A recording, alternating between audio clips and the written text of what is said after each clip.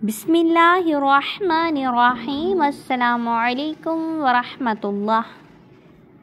پینے کا طریقہ: جو کچھ بھی پیو بسم اللہ پڑھ کر دائیں ہاتھ سے پیو۔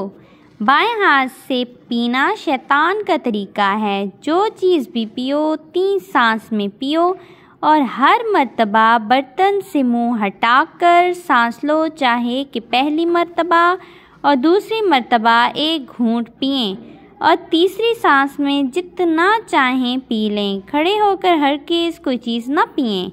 حدیث شریف میں اس کی ممانعت ہے۔ پانی چوس چوس کر پینا چاہیے، گٹ گٹ بڑے بڑے گھونٹ نہ پئیں۔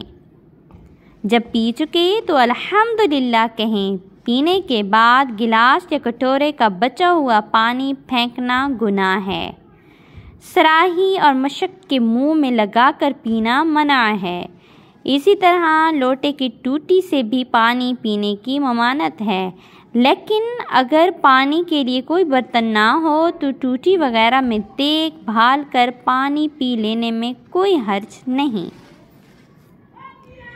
وضو کا بچا ہوا پانی اور زمزم شریف کا پانی کھڑے ہو کر پیا جائے، ان 2 کے سوا ہر پانی بیٹھ کر پینا چاہیے۔ حدیث شریف میں ہے کہ ہرگز تم میں کوئی کھڑے ہو کر کچھ نہ پیے، اور اگر بھول کر کھڑے ہو کر پی لے تو اس کو چاہیے کہ کہہ کر دے۔ سبیل کا پانی مالدار بھی پی سکتا ہے، ہاں البتہ وہاں سے پانی کوئی اپنے گھر نہیں لے جا سکتا، کیونکہ وہاں پینے کے لیے پانی رکھا گیا ہے، نہ کہ گھر لے جانے کے لیے۔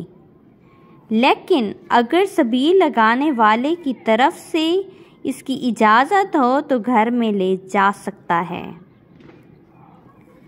اکثر جگہ مسجد کے سقایا میں پانی گرم کیا جاتا ہے تاکہ مسجد میں جو نمازی آئیں اس سے وضو و غسل کریں۔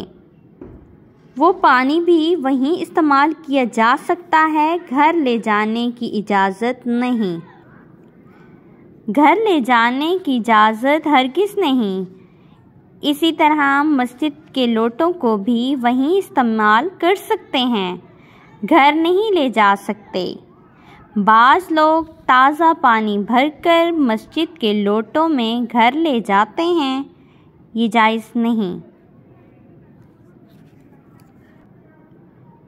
حضرت شیخ عبدالحق محدث دہلوی نے اس حدیث شریف کی شرح میں تحریر فرمایا کہ جب بھول کر پی لینے میں یہ حکم ہے کہ کہہ کر دیں، تو قصداً پینے میں بددرجہ اولی یہ حکم ہوگا۔